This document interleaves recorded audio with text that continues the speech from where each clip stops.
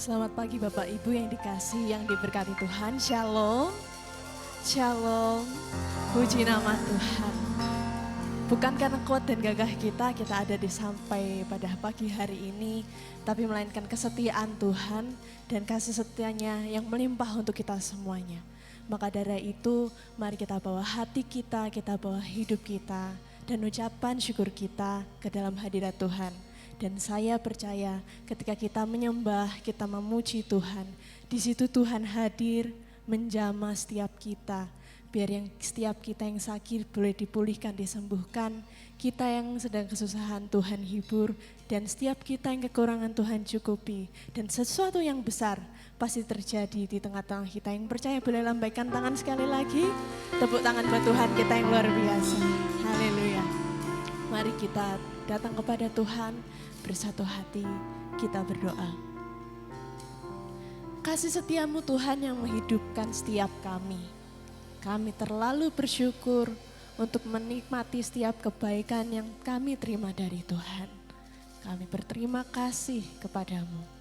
Dan pagi hari ini Tuhan, dengan hati yang bersukacita, kami datang kepadamu. Kami mau memuji, memuliakan namamu Tuhan, menguduskan hari Sabat-Mu. Kami percaya bahwa Tuhan hadir di tengah-tengah kami, menjamah setiap kami, melawat kami. Dan biarlah dalam hadirat Tuhan di situ kami temukan damai sejahtera, ketenangan, kekuatan, bahkan pembaruan dalam hidup kami. Kami yakin Tuhan bersama-sama dengan kami. Dalam ibadah kami pun Tuhan memberkati. Terima kasih Yesus, terima kasih. Kami serahkan doa ini ke dalam tangan-Mu. Kami mulai ibadah kami dengan ucapan syukur di dalam nama Yesus Tuhan. Semua yang siap menyembah Tuhan, sama-sama kita berkata, amin.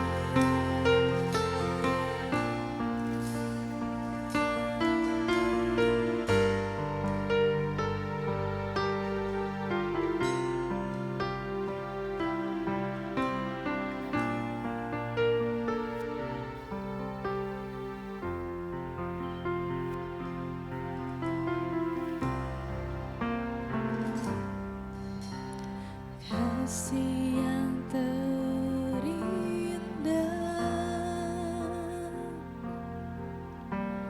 hati yang mulia,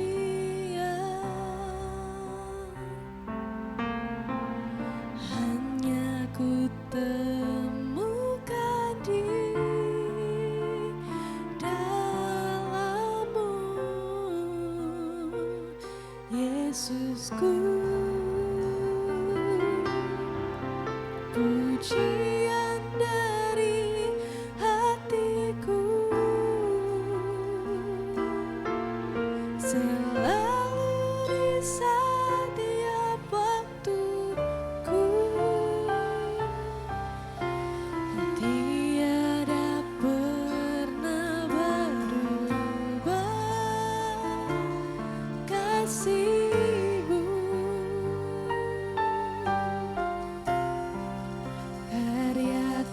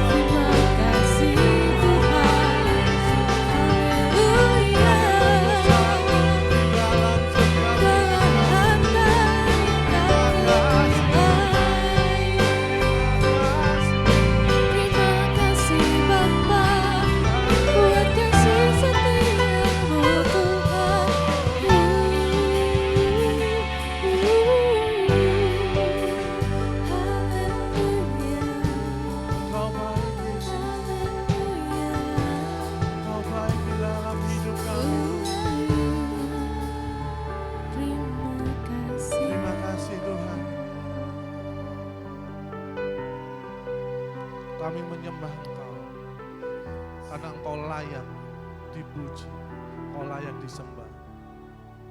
Kami sujud di bawah telapak kaki-Mu Tuhan. Karena kami tahu yang terindah di dalam hidup kami hanya Engkau Yesus. Terima kasih Tuhan. Terima kasih.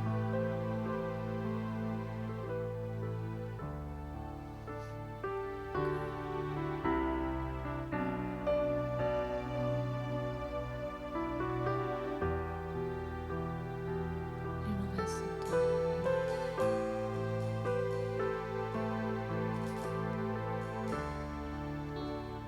Ku membawa hatiku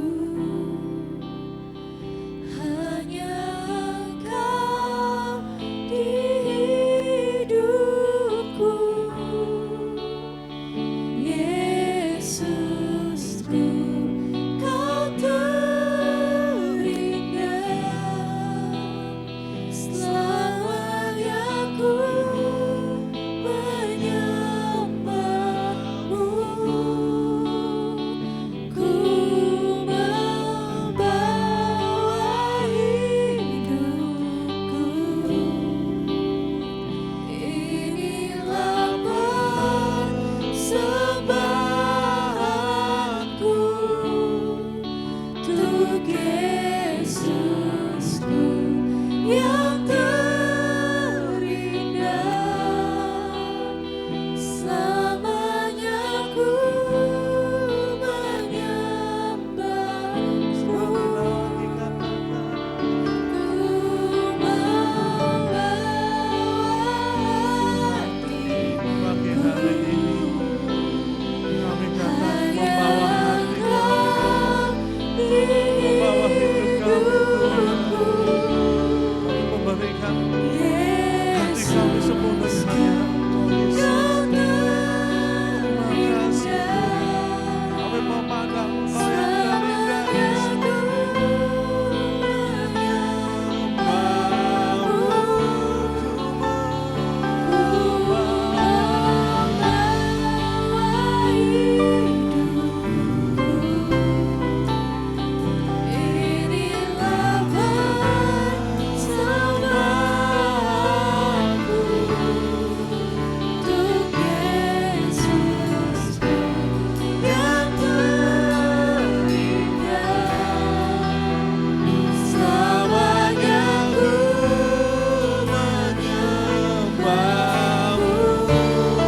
Katakan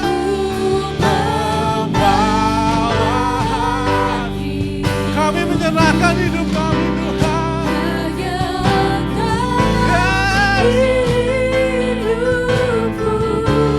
Kau terindah Yesus, yang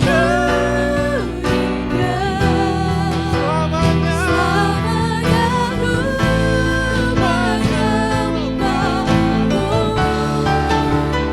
Ku membawa hidupku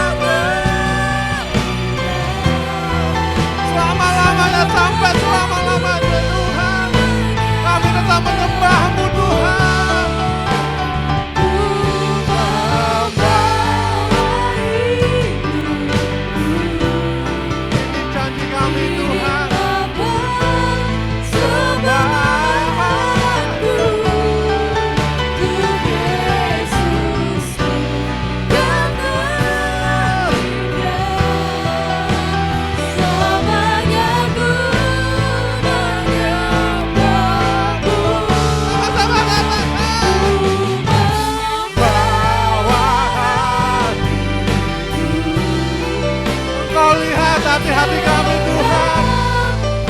Bagaimana kami memberikan sepenuhnya buat Engkau Yesus. Terima kasih Tuhan. Yes.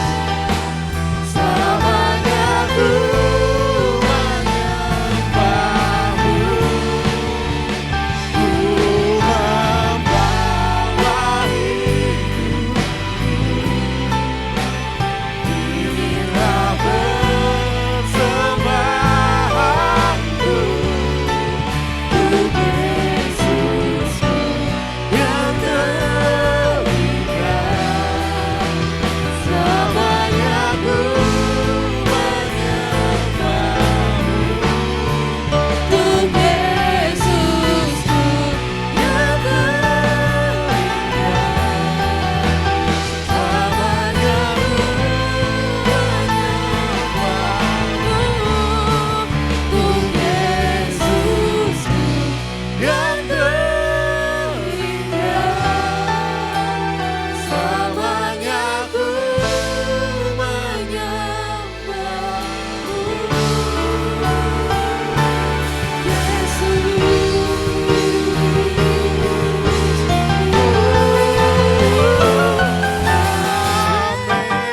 berikan sorak-sorai, haleluya. Tuhan, Engkau lihat isi hati kami penuh sukacita, kami menyerahkan hidup kami, hati kami hanya untuk Engkau, persembahan hidup kami hanya untuk Engkau Tuhan. Terima kasih Tuhan, dan sebentar lagi kami akan bersukacita hanya untuk Engkau Yesus. Terima kasih Tuhan yang siap bersukacita. Mari sama-sama kita katakan, amin.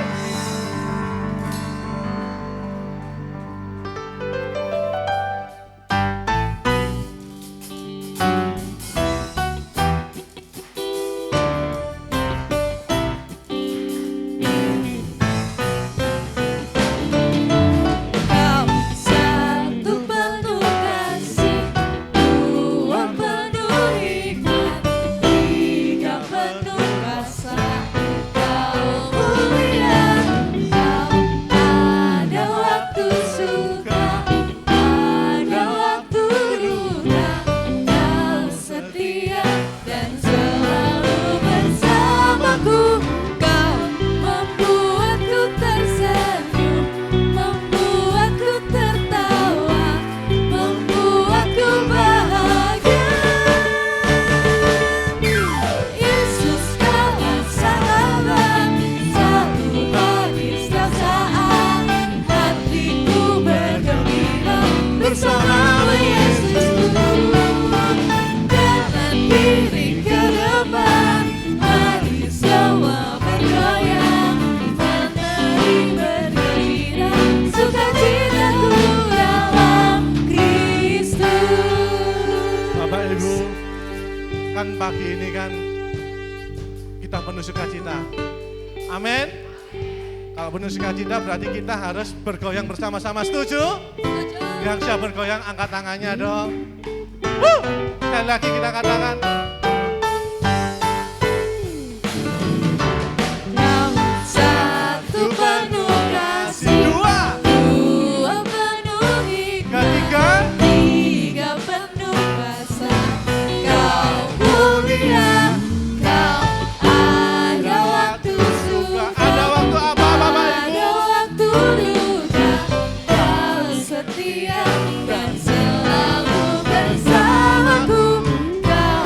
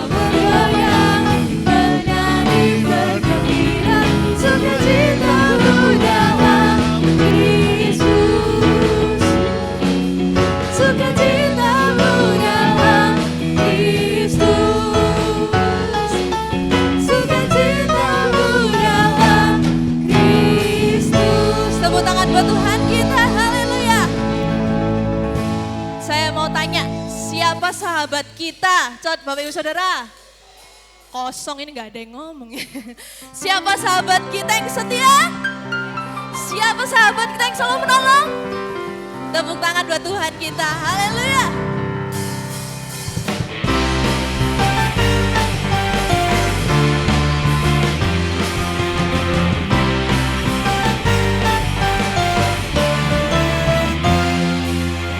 Sama-sama kita berdoa. Tuhanku maha besar, Tuhanku maha kuasa, Raja segala raja. Dia takkan tergoyahkan, dia takkan terkalahkan, dia hidup dan berkuasa. Serukan namanya, Yesus Tuhan Raja, segala kuasa tunduk dalam namanya. Dia luar biasa, berkasa mulia. Katakan, Yesus nama di atas segala nama.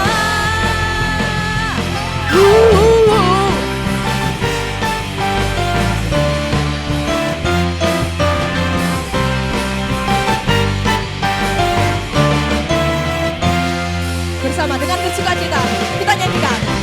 Tuhanku maha besar, Tuhanku maha kuasa, Raja segala raja.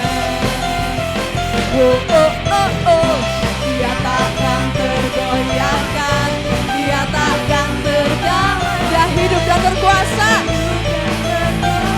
Amin.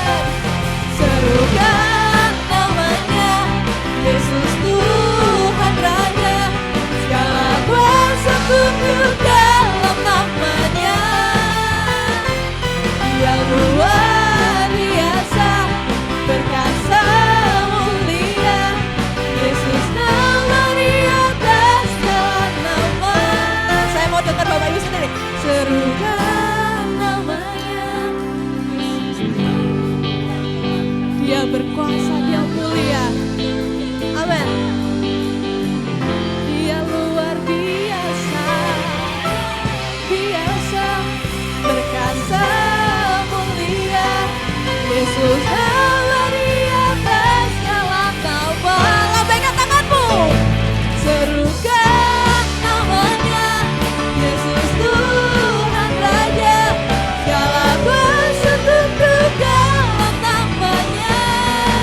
Oh, dia luar biasa, berkasa mulia, Yesus nama di atas segala nama. Yesus nama di atas segala nama. Katakan, Yesus nama di atas segala nama.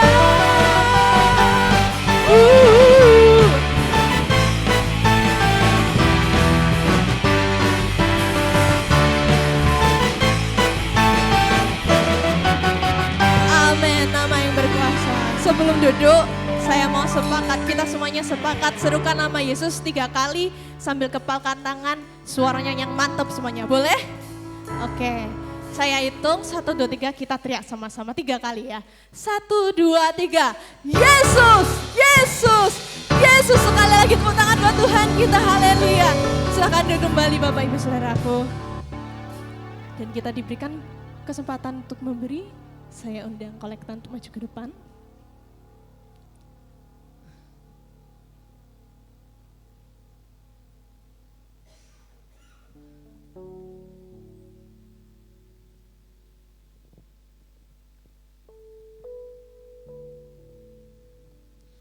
Mari kita satukan hati dan kita berdoa. Bersyukur Tuhan untuk kasih setiamu yang tidak pernah habis dalam kehidupan kami. Kami boleh ada di tempat ini bersatu, berkumpul bersama teman-teman kami. Boleh memuji dan memuliakan namamu saja Bapa di sorga. Tuhan, sebentar kami akan memberikan persembahan yang kami punya Tuhan. Biarlah persembahan ini boleh menjadi berkat di tempat ini dan memperluas kerajaan-Mu di tempat ini Tuhan. Yang terbaik yang akan kami berikan kepadamu Tuhan, di dalam nama Tuhan Yesus kami telah berdoa dan mengucap syukur. Haleluya, amin.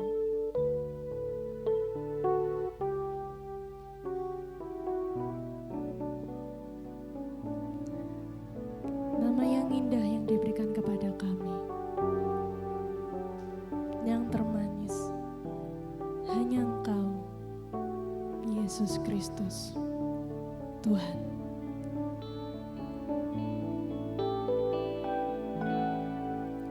Kau tahu hatiku, Tuhan. Kau tahu rinduku, Tuhan.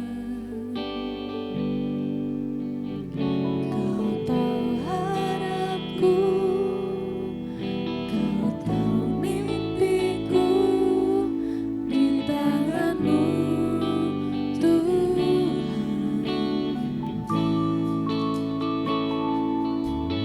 Dalam segenap jalanku, dalam segenap langkahku, hanya Kau Tuhan yang kuandalkan menghadapi semua. Dengan iman katakan, Yesus, Kau anugerah terindah dalam hidupku. Kau sungguh berarti di setiap jalanku, dan anugerah-Mu selalu mempesonaku. Yesus, Kau terbaik, Yesus, Kau termanis di dalam hidupku.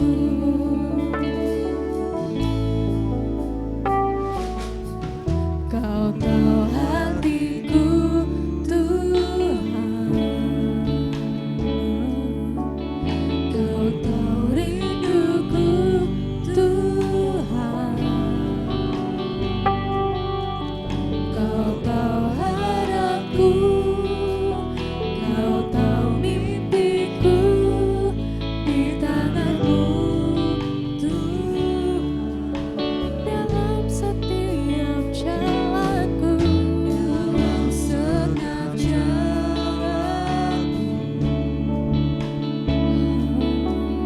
dalam setiap langkahku, kami mau mengandalkan Kau, Tuhan. Hanya Kau Tuhan yang kuandalkan menghadapi semua. Angkat suaramu, katakan, Yesus, Kau anugerah terindah dalam hidupku. Kau sungguh berarti di setiap jalanku, dan anugerah-Mu selalu mempesonaku. Yesus, Kau terbaik, Yesus, Kau termanis di dalam hidupku. Yesus, Kau anugerah terindah dalam hidupku. Kau lebih dari segalanya, Tuhan. Kesetiaan-Mu, penyertaan-Mu dalam hidup kami, dan anugerah-Mu selalu mempesonaku. Yesus, Kau terbaik, Yesus, Kau termanis di dalam hidupku. Mari sekali lagi kita bangkit berdiri, kita siapkan hati kita. Yesus, Kau anugerah terindah dalam hidupku.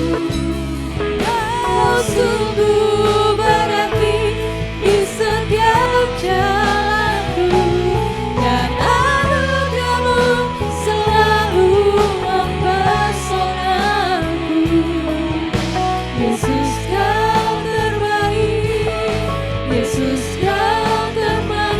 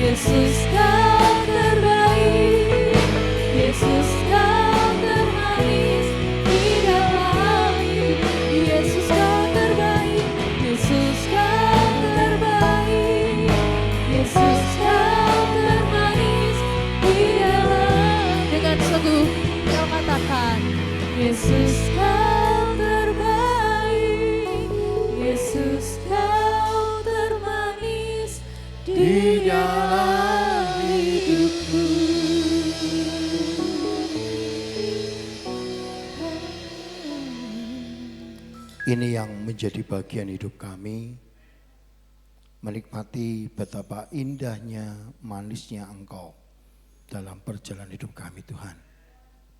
Engkau Allah yang sangat-sangat peduli dalam hidup kami. Terima kasih Tuhan, memberkati setiap hamba-Mu yang melayani Engkau pada pagi hari ini. Apapun bentuk pelayanan mereka, berkati mereka. Sehingga di kemudian hari mereka boleh semakin berkenan di hadapan-Mu, dipakai lebih dahsyat lagi, nama Tuhan semakin dipuji dan dipermuliakan, dan banyak jiwa dimenangkan untuk Engkau. Berkat yang sama Engkau limpahkan kepada kami semua yang sudah hadir pada pagi hari ini. Dan kalau sebentar kami akan sama-sama belajar kebenaran firman-Mu, kami berikan hati dan hidup kami Tuhan, bentuk sesuai dengan kehendak-Mu. Ajar kami untuk berjalan di dalam rencana-Mu yang begitu indah, sehingga kami boleh menikmati karya Tuhan yang sangat luar biasa dalam hidup kami. Terima kasih, tutup bungkus hamba-Mu, biarlah Roh Kudus sendiri yang berbicara kepada kami pada pagi hari ini. Terima kasih Tuhan, menyerahkan juga setiap anak-anak yang masih kecil ini juga akan belajar kebenaran firman-Mu. Tuhan berkati mereka, berkati hamba-Mu yang akan mengajar mereka, sehingga mereka boleh semakin diperlengkapi dengan kebenaran firman-Mu. Mereka boleh bertumbuh menjadi anak-anak yang takut dan hormat kepada orang tua, terlebih lagi takut dan hormat akan Engkau. Dan kami yakin masa depan yang indah dan cemerlang Engkau siapkan buat mereka. Terima kasih Tuhan, kami siap diberkati melalui pemberitaan firman-Mu di dalam nama Tuhan Yesus kami berdoa. Amin. Shalom. Selamat sore semuanya. Puji Tuhan. Saya berharap semuanya dalam kondisi baik dan sehat ya. Ya, hari ini saya akan menyampaikan firman Tuhan yang saya judul gereja yang peduli ya. Seperti begitu. Saya memulai dengan sebuah kisah yang menarik. Seorang pemuda sedang berlibur di sebuah pantai yang jauh dari keramaian. Di hari liburnya itu dia ingin bangun pagi-pagi dan dia ingin jalan-jalan lah di tepi pantai. Lalu dia jalan-jalan di tepi pantai itu dan dia bertemu dengan seorang kakek ya, yang dia tidak tahu apa yang dikerjakan orang ini, kakek ini. Tapi dia ingin tahu sekali. Setelah didekatin akhirnya dia tahu bahwa kakek ini sedang mengerjakan sesuatu yang bagi dia itu ngapain gitu ya, boros-boros waktu begitu. Ternyata kakek ini mengambil bintang laut yang terdampar di pantai, lalu dibuang kembali ke laut. Karena dia bukan orang situ, dia tidak tahu apa yang dikerjakan kakek ini. Dia tanya, "Kek, ngapain kek?" "Oh ini loh, bintang laut ini kalau sudah siang nanti kena sinar matahari kering mati. Sebelum itu terjadi tak kembalikan ke laut." Lalu pemuda ini ngelihat sekeliling yang ada, ternyata begitu banyak bintang laut yang di pantai. Lalu dia berkata kepada kakek ini, "Kek, percuma, lihat bintang lautnya banyak sekali. Nggak ada artinya kakek ngerjakan itu." Lalu kakek ini dengan tersenyum dia berkata, "Tapi tidak untuk yang satu ini," sambil dia melemparkan bintang laut yang ada di tangannya. Apa sih pesan daripada cerita ini? Bapak Ibu, kita harus memahami bahwa hidup yang kita jalani dalam dunia ini, kita sedang hidup di dalam zaman orang itu fokus dengan dirinya sendiri. Semua orang di muka bumi ini hidup fokusnya hanya untuk mementingkan dirinya sendiri. Sehingga jujur ada begitu banyak orang yang tidak peduli dengan sekitarnya. Tidak mau tahu dengan apa yang ada di sekitarnya. Bahkan seringkali kita punya konsep pola pikirnya seperti anak pemuda ini. Ngapain? Soro-soro. Gitu. Percumalah kita ngerjakan itu, nggak ada manfaatnya. Nulungin orang ini, aduh, gak ada artinya lah. Percuma. Makanya kalau Anda lihat di sosial media itu kan seringkali orang bikin social experience ya. Itu menarik sekali ya. Supaya menemukan seberapa peduli manusia di muka bumi ini. Dan ternyata cuma 0,1% orang itu peduli dalam hidupnya. Saya sangat meyakini, kita sangat percaya bahwa kita punya Tuhan yang sangat peduli dalam hidup kita. Ya, dia sangat peduli dalam kehidupan kita, dia perhatikan kita. Bahkan seringkali kita mendengarkan pujian atau menyanyikan sebuah pujian itu yang selalu berhubungan dengan kepedulian Tuhan.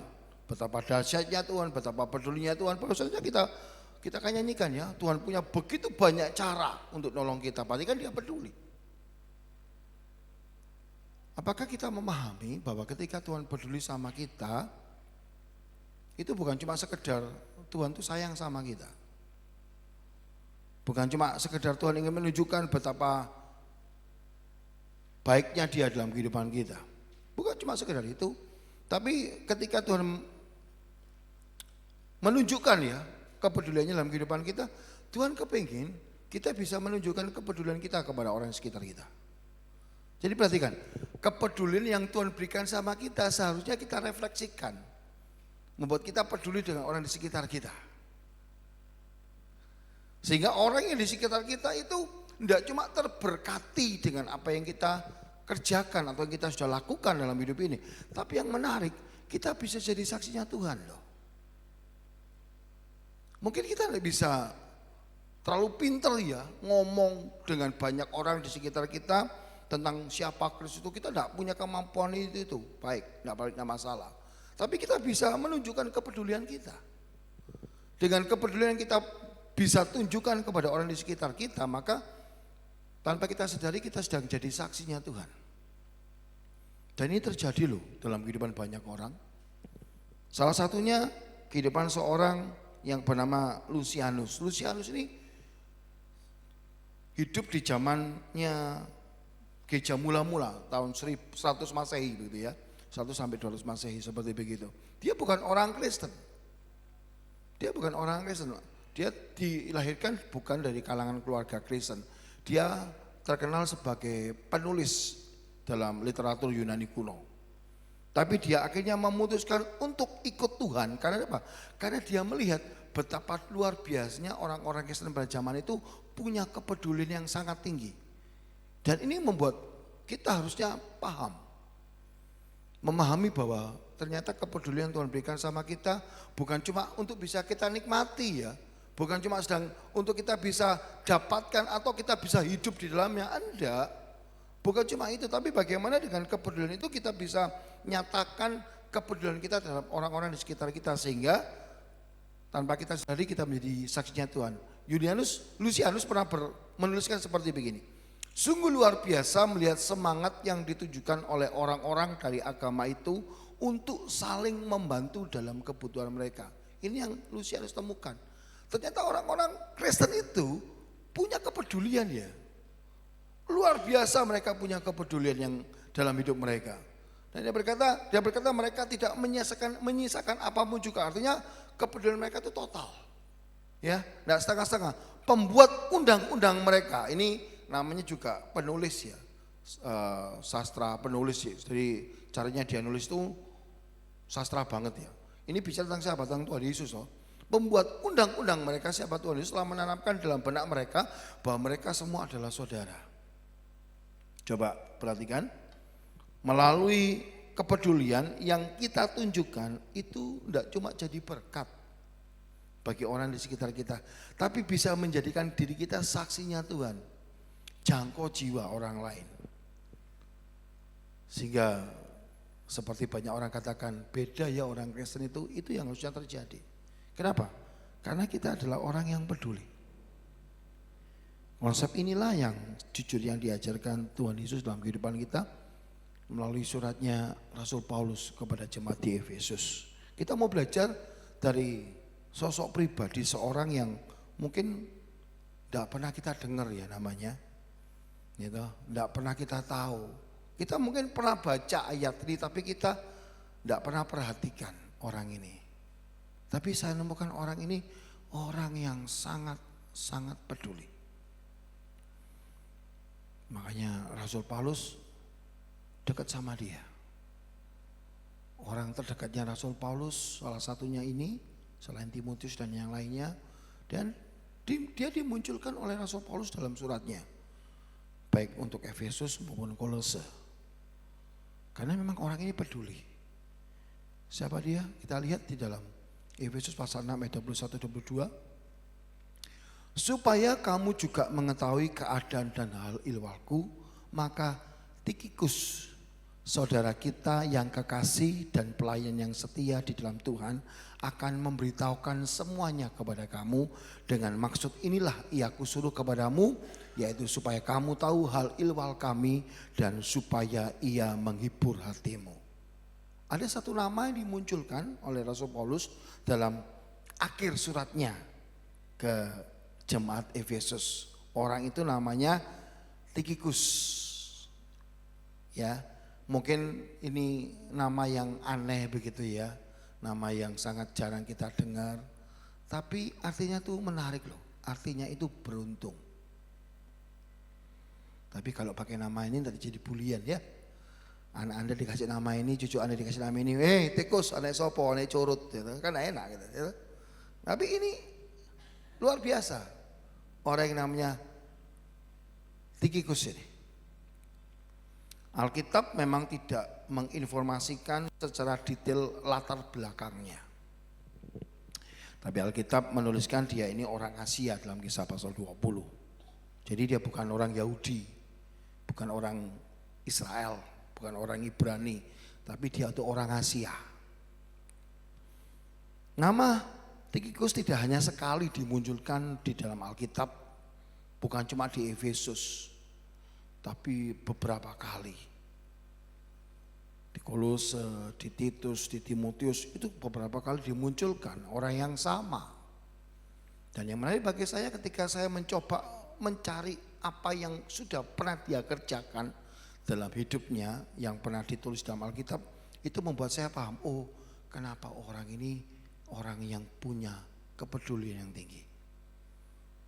Yang pertama saya menemukan Tikhikus ini orang yang menemani Rasul Paulus dalam perjalanan misinya yang ketiga. Bahkan dia menemani di awal ketika Paulus harus menghadapi yang namanya penahanan atau siksaan atau penjara dalam hidupnya. Dia menemani di situ. Paulus pun juga pernah mengutus dia untuk membawa persembahan khusus untuk orang-orang kudus di Yerusalem dan jumlahnya cukup lumayan besar. Dan dia kerjakan itu. Tikhikus juga diminta Paulus mengirimkan suratnya kepada jemaat di Kolose. Anda bisa baca Kolose pasal 4. Bahkan Anda akan bisa menemukan kata yang sama seperti ini. Kalimat yang serupa seperti ini dalam Kolose pasal 4. Karena memang itulah Tikhikus. Rasul Paulus pun juga pernah meminta dia untuk membawa seorang budak yang kemudian memutuskan pindah menjadi orang Kristen, tapi masanya dia tuh lari dari tuannya yang namanya Filemon. Zaman saat itu yang namanya budak lari dari tuannya, habislah nyawanya. Akan pasti dihukum, tapi Rasul Paulus berusaha untuk mencegah hal itu terjadi. Makanya ketika yang namanya Onesimus budak ini dikembalikan kepada tuan yang namanya Filemon, Paulus menyuruh Tikhikus untuk menemaninya. Makanya ada surat Filemon kan? Nah itu konsepnya di situ. Tikhikus juga pernah diutus Paulus ke Efesus untuk menemani Timotius yang sedang menghadapi masalah persoalan dalam hidupnya karena dia sedang berusaha untuk mengetahui tentang penderitaannya Paulus. Anda bisa dalam Timotius seperti begitu. Paulus pun juga mengirimkan Tikhikus untuk menyelamatkan Titus di pulau Kreta. Jadi ada begitu banyak hal yang Tikhikus sudah kerjakan dalam hidupnya, dalam pelayanan. Jadi bukan hanya sekedar pembawa surat, tapi dia menjalankan semua apa yang disuruh sama Paulus. Dia mengerjakannya dengan baik karena dia apa? Dia orang yang peduli. Dia orang yang begitu peduli dalam hidupnya. Dan hari ini melalui akhir surat daripada Rasul Paulus kepada jemaat di Efesus, kita akan menemukan kepedulian yang gimana sih? Karena seringkali ketika kita bicara tentang kepedulian, kita berpikir sesuatu yang besar ya. Sesuatu yang wow, spektakuler gitu ya. Ayo bikin kepedulian, dengan apa? Bikin pembagian sembako lah atau pengobatan gratis. Ya enggak apa-apa kalau Anda bisa kerjakan. Kami dulu pernah kerjakan itu ya, karena kami dapat dukungan, dapat support ya dari Obor Indonesia. Kami bikin pengobatan gratis 1 RW. Seperti begitu. Tapi kami tidak akan mampu mengerjakan sendiri karena itu butuh support yang besar. Kalau kita bisa mengerjakan tidak apa-apa. Tapi kita bisa mengerjakan kepedulian itu dalam bentuk yang sederhana. Bentuk yang kecil. Ya mungkin orang lain tidak tahu lah. Dan hari ini kita mau belajar ada hal yang sederhana yang sebetulnya Tikikus kerjakan untuk menunjukkan kepeduliannya. Dan hari ini kita mau belajar itu. Saya menemukan beberapa hal yang ada dalam kehidupannya Tikikus ya. Yang pertama saya menemukan dia punya karakter kasih. Efesus pasal 6 21. Tetapi dalam King James Version ya, saya bahasa Indonesia kan. Tetapi supaya kamu juga mengetahui urusan-urusanku dan bagaimana keadaanku, maka Tikikus saudara yang terkasih dan pelayan yang setia dalam Tuhan akan memberitahukan segala sesuatu kepadamu. Perhatikan kalimat yang saya garis bawahi, saudara yang terkasih. Rasul Paulus itu biasa. Pada umumnya ketika dia nulis surat dan ditujukan kepada seorang, dia selalu menggunakan kata saudara. Itu hal yang biasa dikerjakan sama Paulus. Tapi yang menarik bagi saya, ketika dia menulis untuk Tikikus, dia menambahkan kalimat yang terkasih. Itu membuat perbedaan yang cukup lumayan tajam. Karena agapetos itu kata sifat ya. Kata sifat yang menjadi sifat bagian daripada Tikikus. Jadi perhatikan, ini yang menarik bagi saya. Saya yakin semua orang Kristen tahu kok apa itu kasih Kristus. Gitu? Apa itu agape, kasih Kristus kan semua orang tahu. Itu kebenaran yang tidak bisa dipungkiri, yang tidak terelakkan, yang kita percaya, yang kita pegang dalam kehidupan kita. Bahkan itu menjadi sebuah apa ya, kalau boleh saya katakan itu kayak dorongan, semangat, motivasi dalam kehidupan kita. Apalagi kondisi kita mungkin sedang terpuruk begitu ya. Lalu ada orang berkata, ayolah kita punya kasih Kristus kok. Kamu tidak akan terpuruk lagi, kamu tidak akan hancur lah. Ada kasih Tuhan menyertai hidup kita. Oh kita jadi semangat lagi. Saya juga percaya itu. Tapi perhatikan, Tikikus tidak hanya menempatkan Kristus hanya cuma sekedar itu. Sebagai kebenaran yang dia pegang, yang dia percayai. Mungkin itu sebagai motivasi bagi dia atau dorongan untuk dia tetap bisa kuat dalam jalan hidupnya di tengah-tengah kondisi yang paling buruk sekalipun. Tapi dia menggunakan kasih Kristus itu sebagai karakter. Dia hidupi dalam hidupnya. Ini yang beda. Tidak banyak orang Kristen itu seperti itu. Mereka tahu apa itu kasih Kristus. Mereka tuh senang kalau dikasih kekuatan, kasih nasihat. Kita punya kasih Kristus, wah senang luar biasa. Rasanya itu wah seger banget ya. Tapi tidak cuma sekedar itu harus jadi karakter kita. Itu harus kita hidupi. Sehingga kita menjadi pribadi yang punya karakter kasih. Tidak cuma sekedar pribadi yang tahu apa itu kasih. Karena banyak orang Kristen cuma pada titik pribadi yang tahu itu kasih. Tapi tidak punya karakter kasih. Sebab ketika orang punya karakter kasih pasti beda. Pasti sangat beda. Orang itu akan menjadi pribadi yang hangat, yang ramah, yang bisa berjumpa dengan orang, yang bisa menerima kebanyakan orang pada umumnya. Dia bukan orang yang pemarah, dia bukan orang yang bencekno, jutek gitu ya. Bukan orang seperti itu.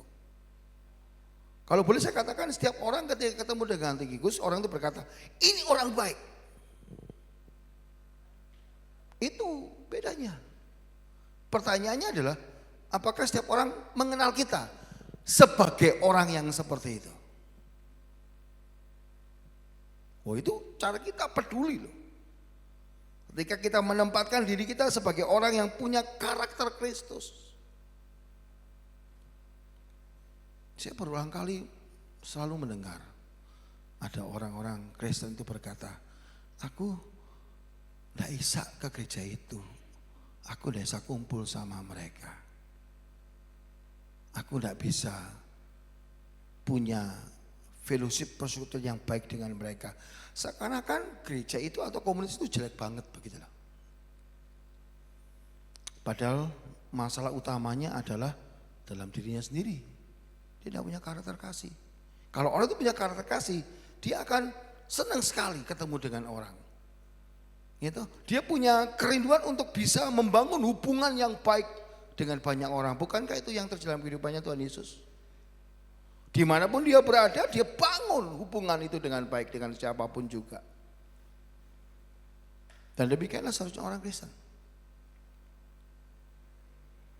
Makanya saya suka sekali dengan apa yang pernah dikatakan seorang teolog dari Inggris tahun 1700-an ya, namanya John Wesley.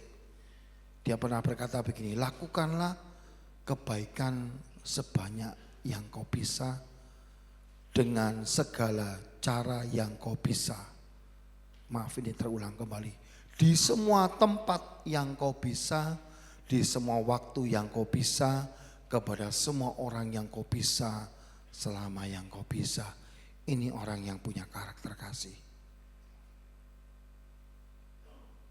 Yang ada dalam pikirannya, apa kebaikan apa yang bisa aku berikan, kebaikan apa yang bisa aku lakukan. Ketika kita punya kepedulian yang seperti itu, kita akan menjadi saksinya Tuhan.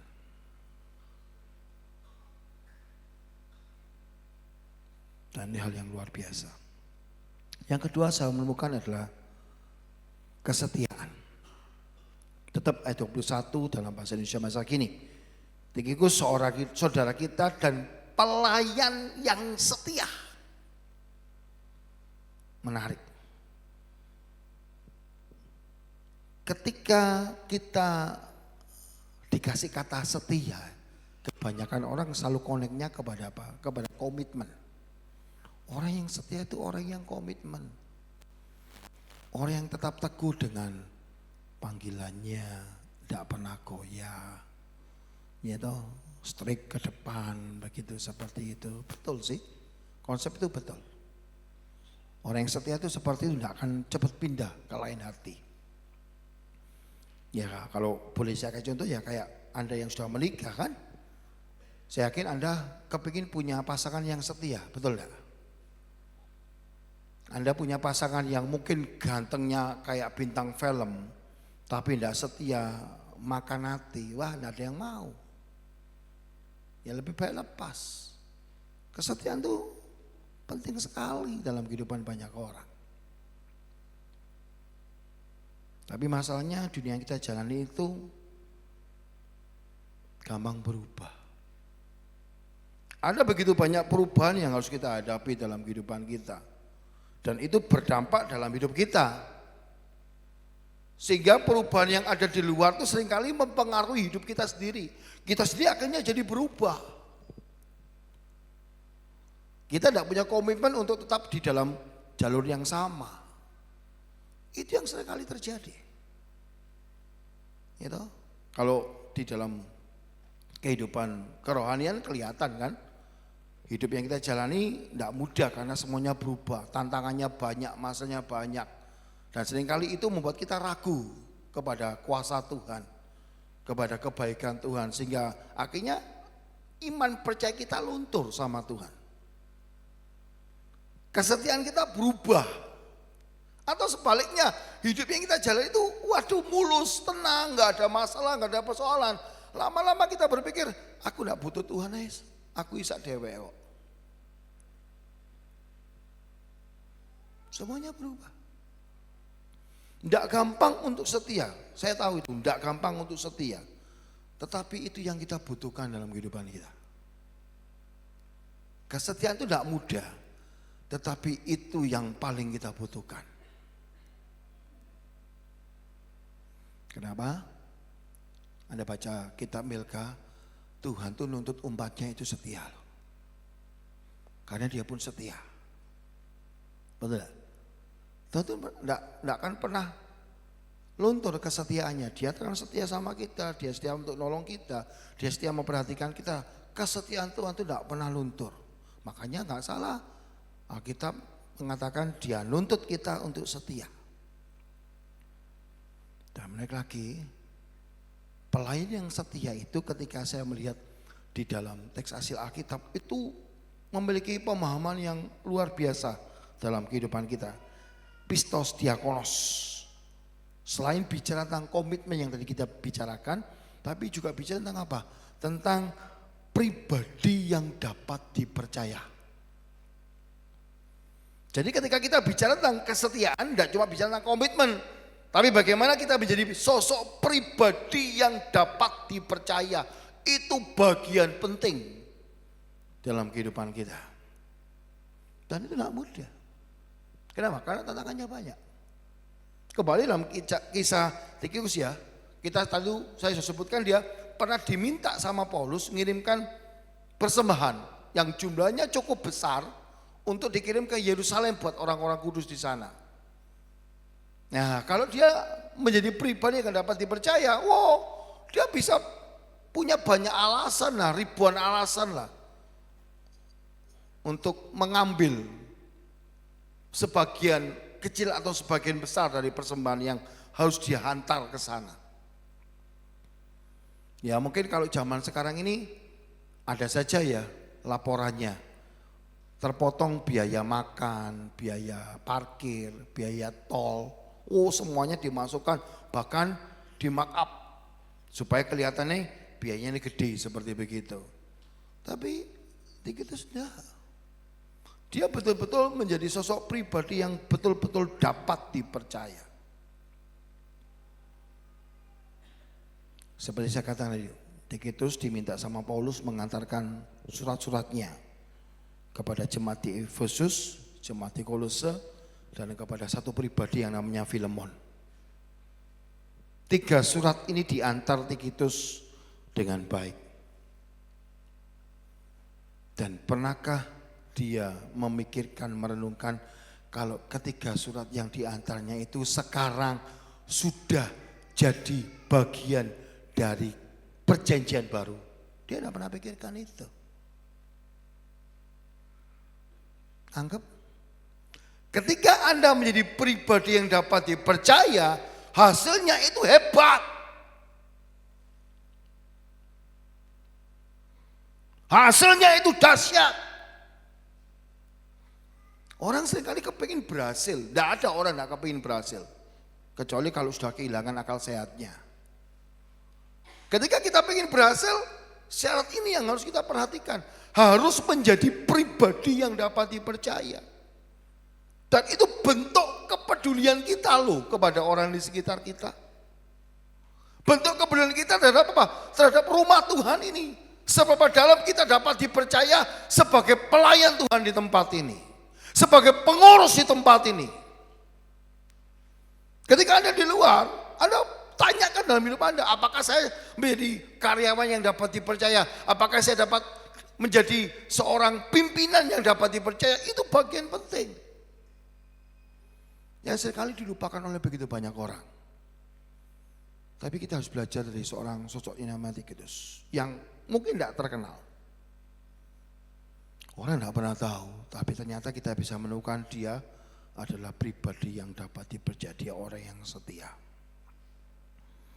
Makanya saya suka sekali dengan apa yang dilakukan. Ini Bapak Gereja Timur ya. Bapak Gereja Timur mula-mula, ini menarik sekali orang ini. Dia pernah berkata bahwa kesetiaan di dalam hal yang kecil adalah hal yang besar. Dan saya katakan betul. Ini yang dilakukan Tikikus. Ngantar suratku opo sih? Kan bukan job yang interesting ya. Job yang keren ya. Kerjaanmu apa? Ngantar surat, ialah postman, tukang pos. Rasanya enggak keren ya. Tapi dia enggak tahu bahwa nanti pada akhirnya 3 surat yang dia antar itu jadi bagian Alkitab Perjanjian Baru. Itu semua karena dia adalah pribadi yang dapat dipercaya. Dia pribadi yang setia. Yang keempat, saya menemukan melayani. Tetap ayat 21, saya ambil dalam terjemahan bahasa Indonesia. Tikikus, saudara kita yang saya kasihi, membawakan surat ini kepada kalian. Sebagai saudara kita dalam persatuan dengan Tuhan Yesus, dia melayani Tuhan dengan sangat setia. Saya garis bawahi, melayani Tuhan. Pernahkah Anda menyadari sepenuhnya bahwa sebagai umat Tuhan, sebagai orang Kristen, sebagai orang percaya, kita ini punya tugas untuk melayani. Kita ditetapkan Tuhan untuk menjadi bagian dari orang-orang yang melayani. Coba kita lihat Efesus pasal 4:12 ya. Terjemahan bahasa Indonesia. Semuanya itu diberikan supaya kita bisa mempersiapkan dan melengkapi umat Allah agar masing-masing dapat saling melayani dan seluruh anggota tubuh Kristus semakin bertumbuh. Semuanya itu tuh apa sih? Kalau kita lihat dalam ayat sebelumnya, itu bisa tentang apa? Tentang talenta, tentang kemampuan yang Tuhan sudah berikan sama kita. Dan saya yakin paling sedikitnya setiap orang dikasih Tuhan 1 talenta. Nah, talenta yang Tuhan berikan sama kita, itu kita pakai untuk apa? Untuk melayani. Jadi mulai saat ini, jangan pernah Anda berkata begini, ketika Anda diajak melayani, aku ini tidak bisa apa-apa. Oh, Anda ngenyek Tuhan. Anda ngenyek Tuhan. Karena Tuhan sudah kasih talenta itu. Supaya kita bisa melayani. Tuhan kasih taruh itu dalam hidup kita supaya kita bisa saling melayani. Dan ini yang dipahami oleh Tikikus. Dia sosok pribadi yang sudah diselamatkan Tuhan, dikasih anugerah dalam hidupnya, dikasih kemampuan talenta walaupun itu cuma sederhana. Tapi dia kerjakan lu betul-betul melayani Tuhan. Sehingga saya yakin ketika dia sudah menyelesaikan hidupnya dalam dunia ini, dia akan mendengarkan apa yang dikatakan Tuhan dalam perumpamaan talenta itu. Baiklah hambaku, karena engkau sudah setia melayani Tuhan dalam hal yang kecil ini, sekarang engkau masuk dalam kebahagiaan Tuhanmu. Kalimat ini harus kita pahami, nanti kita dengar ketika kita mengakhiri hidup kita di dunia.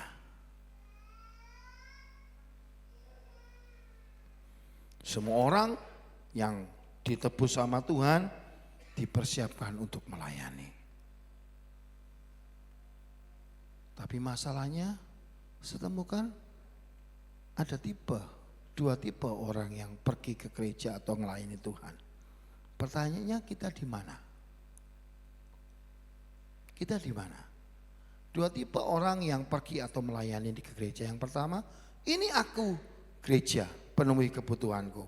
Di mana kebutuhan yang bisa aku layani? Yang pertama dulu, ini aku gereja, penuhi kebutuhanku. Ada begitu banyak orang yang mau berangkat ke gereja itu punya pola pikir seperti ini. Aku kalau ke gereja, aku dapat apa ya? Berkat apa ya yang aku bisa terima dalam hidupku? Berkat apa yang aku bisa nikmati dalam hidupku? Wah, itu yang seringkali terjadi. Jadi ketika orang berangkat pergi ke gereja mau ngelayani Tuhan dalam hidupnya, dalam ibadah apapun juga, dia akan berpikir, aku ini dapat apa ya nanti di sana? Berkat Tuhan yang gimana sih yang aku dapatkan dalam hidupku? Saya mau kasih tahu, orang yang punya tipe seperti ini gampang sekali ninggalin Tuhan. Makanya kan kenapa orang-orang di sekitar kita, orang-orang di sekitar itu kok gampang yo pindah-pindah gereja? Ya tipenya ini loh. Tipenya ini loh. Ketika mereka nggak dapatkan apa-apa di gereja itu, dia merasa aku nggak dapat apa-apa, pindah wis. Karena ketika dia datang gereja, dia punya pikir, ini aku gereja penuhi kebutuhanku. Susah dengan orang yang seperti ini. Karena suatu ketika dia akan kecewa. Nah ketika kita melayani dengan konsep ini, ketika aku melayani Tuhan, aku dapat berkatnya apa? Suatu ketika kita akan berhenti melayani. Karena kita tidak dapatkan apa-apa. Sedangkan yang kedua, di mana kebutuhan yang bisa aku layani? Ini beda lagi ketika orang datang ke gereja atau melayani, dia datang dan dia lihat sekelilingnya. Apa yang bisa aku kerjakan ya? Apa yang aku bisa lakukan ya untuk bisa melayani Tuhan, untuk bisa kerjakan bagianku di dalam rumah Tuhan ini? Beda. Dia datang, dia lihat sekelilingnya. Apa yang bisa aku kerjakan? Apa yang aku bisa lakukan untuk rumah Tuhan? Nah orang yang seperti ini yang Tuhan cari. Ini Tikhikus. Jadi dia ketika bergabung dengan Paulus, yang ada dalam pikirannya, apa yang bisa aku kerjakan untuk Tuhan? Dan ini yang Tuhan ingin ada dalam kehidupan kita. Saya suka sekali dengan apa yang pernah ditulis oleh seorang penulis buku-buku Kristen dari Amerika Serikat yang cukup terkenal, Neil T. Anderson. Saya mengutip salah satu tulisan dalam bukunya. Kita tidak melayani Tuhan untuk mendapatkan penerimaannya, kita diterima sehingga kita melayani Tuhan. Kita tidak mengikutinya agar dicintai, kita dicintai sehingga kita mengikutinya. Nah ini konsep ini yang seringkali dipakai oleh banyak orang Kristen. Wes, aku pelayanan aja biar aku diberkati. Ayo melayani biar diberkati. Salah. Hidup kita ini sudah diberkati. Oleh karena itu kita tinggal masuk dalam pelayanan. Kita akan terlibat dalam pelayanan karena hidup kita sudah diberkati. Kita melayani bukan karena kita dapat berkat, tadi berkat. Salah. Konsep ini yang harus kita pahami. Kita orang yang sudah ditebus oleh darah Kristus, diberkati melimpah seperti ini yang orang lain belum tentu dapatkan. Saatnya ketika kita datang kepada Tuhan, ini Tuhan, aku mau kerjakan bagianku. Bagian apa yang bisa aku penuhi, bagian apa yang bisa aku kerjakan dalam hidupku. Karena saya yakin setiap orang pasti punya talenta, meskipun itu cuma satu. Tapi meskipun satu, kita bisa kerjakan dengan baik, Tuhan akan sangat bersuka cita. Bagian yang terakhir, menjadi pemberi semangat, Efesus pasal 6:2. Dengan maksud inilah ia kusuruh kepadamu, yaitu supaya kamu tahu hal ilwal kami dan supaya ia menghibur hatimu. Kata menghibur hatimu itu parakaleo, hampir sama dengan parakletos, tapi centang Roh Kudus. Parakaleo itu datang mendampingi untuk menolong. Itu arti literalnya. Jadi datang mendampingi untuk menolong. Jadi coba bayangkan itu pekerjaan Roh Kudus yang luar biasa loh. Datang ngambil kita, tinggal bersama dengan kita, tugasnya apa? Nolong kita. Bukankah itu berkat yang luar biasa? Kenapa Rasul Paulus menuliskan surat seperti ini, kalimat seperti ini? Kalau Anda nanti baca di rumah Efesus pasal 3, sebetulnya jemaat di Efesus itu mengalami masalah. Mereka sedang galau, mereka sedang sedih, mereka sedang bingung, mereka sedang putus asa karena mendengar Rasul Paulus itu dipenjara. Bapak rohani mereka ada masalah, mereka bingung, mereka sedih. Karena mereka tidak tahu ceritanya. Mereka tidak lihat segala sesuatu dalam hidup mereka itu dari sudut pandangnya Tuhan. Dan ini yang Rasul Paulus sedang ajarkan kepada kita. Kenapa? Karena Tikhikus yang satu menyertai dia melihat segala sesuatunya dari sudutnya Tuhan. Beda loh saudaraku, ketika kita melihat segala sesuatu itu dari sudut pandang kita dibandingkan dengan sudut pandangnya Tuhan. Saya tidak bisa jelaskan panjang lebar ya. Karena ini saya pernah khotbahkan satu khotbah tentang sudut pandang Tuhan dalam hidup ini. Kalau kita melihat dari sudut pandang Tuhan itu beda sekali. Dan ini yang terjadi. Memang mau tidak mau Rasul Paulus harus dipenjara karena menyampaikan kabar baik. Dan konsep penjaranya Rasul Paulus itu tidak menyenangkan. Selain dimasukkan dalam sebuah ruangan, dia harus dirantai tangannya dengan penjaga yang ada.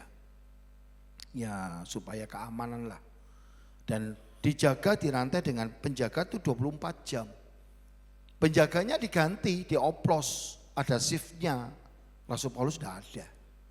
Jadi mau tidak mau kamu yang besar 24 jam 3 kali gantilah. Itu 3 kali ganti. Dan mau tidak mau bertemu dengan 6 orang yang berbeda, satu kiri satu kanan kan. Tapi di situ Rasul Paulus melihat ada peluang yang luar biasa. Kenapa? Dia bisa melihat bahwa ini adalah cara Tuhan untuk dia bisa menceritakan atau menyampaikan kabar baik kepada orang-orang yang tidak bisa dia jangkau ketika dia bebas. Karena mau tidak mau ketika dia dirantai dengan pengawal itu, dia ceritakan tentang Injil Kristus kepada mereka. Pengawal itu mau tidak mau harus dengerin apa yang dikatakan oleh Rasul Paulus. Dia tidak bisa nolak.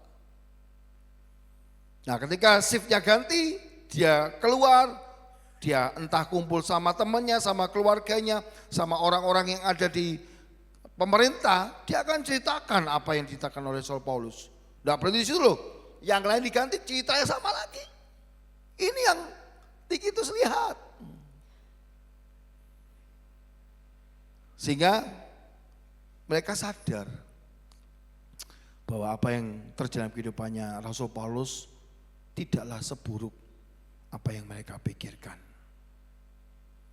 Karena mereka melihat ini malah jadi cara Tuhan untuk menyampaikan kabar baik itu kepada orang-orang yang tidak bisa dijangkau.